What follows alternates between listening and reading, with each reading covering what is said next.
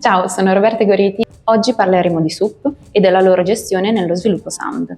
È uso comune, infatti, utilizzare nel codice sorgente anche componenti software non costruiti ad hoc per i dispositivi medici. Basti pensare al sistema operativo, librerie di terze parti o codice open source.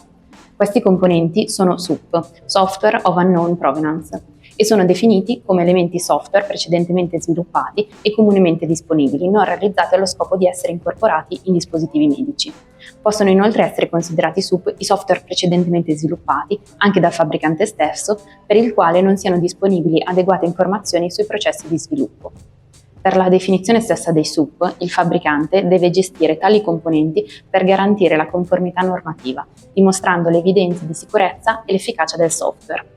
Oltre al controllo sui requisiti funzionali, i SUP devono essere considerati anche nella gestione del rischio durante tutto il ciclo di vita del dispositivo.